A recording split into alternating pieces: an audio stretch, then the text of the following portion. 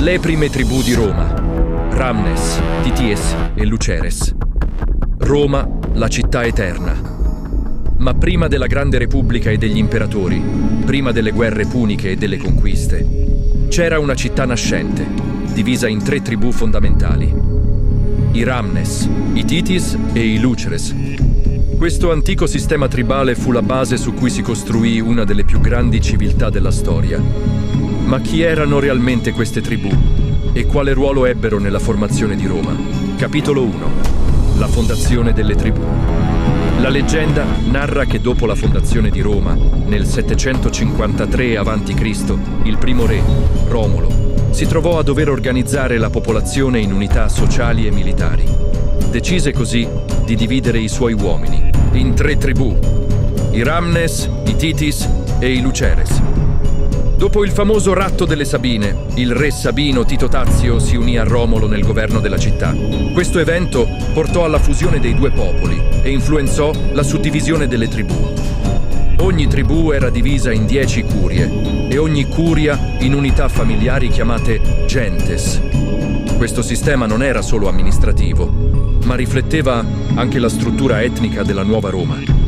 Capitolo 2. Chi erano i Ramnes, i Titis e i Luceres? Ma chi erano questi 3 gruppi, secondo la tradizione?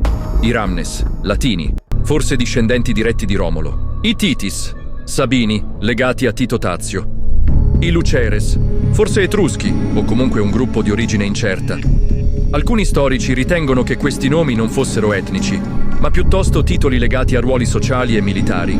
Ad esempio, Ramnes potrebbe derivare da un antico termine per guerriero. Anche autori antichi come Plutarco e Varrone si interrogavano sulla loro origine. Erano davvero 3 popoli distinti, o questa era una costruzione successiva per spiegare le radici di Roma? Capitolo 3. Il ruolo delle tribù nella società romana. Le tribù non erano semplici divisioni sociali, erano il cuore dell'organizzazione militare. Ogni tribù forniva un numero specifico di soldati, 100 fanti e 10 cavalieri per curia. I migliori cavalieri formavano la guardia d'élite del re, i celeres, sempre pronti a difendere la città.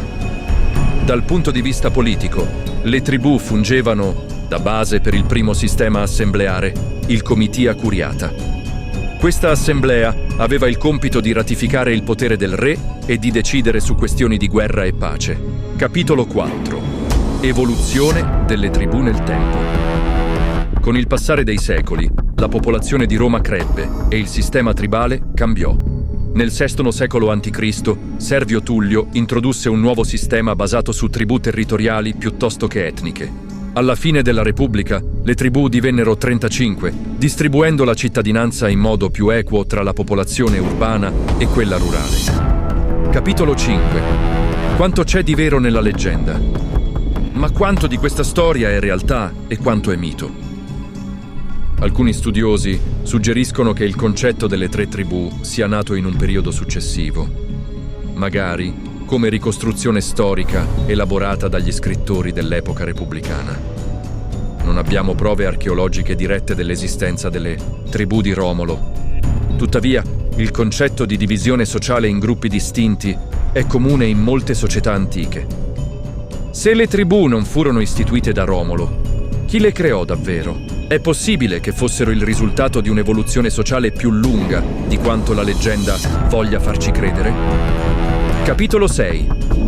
L'eredità delle tribù. Romulee. Anche se il loro ruolo originario è scomparso, l'idea delle divisioni tribali influenzò per secoli la politica romana, dalla Repubblica fino all'Impero. Le antiche tribù romulee potrebbero essere state più leggenda che realtà, ma il loro impatto sulla società romana rimane innegabile. E così, dalle 3 tribù di Romolo, nacque un impero che avrebbe cambiato la storia del mondo.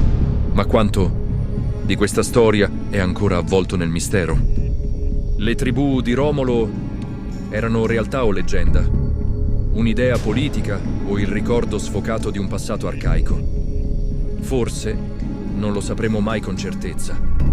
Ma in ogni pietra, in ogni leggenda, Roma continua a nascondere enigmi irrisolti, pronti a essere scoperti. Se questo enigma ti ha incuriosito, preparati, è solo l'inizio. Iscriviti al canale e attiva la campanella, perché presto esploreremo insieme nuovi misteri della città eterna.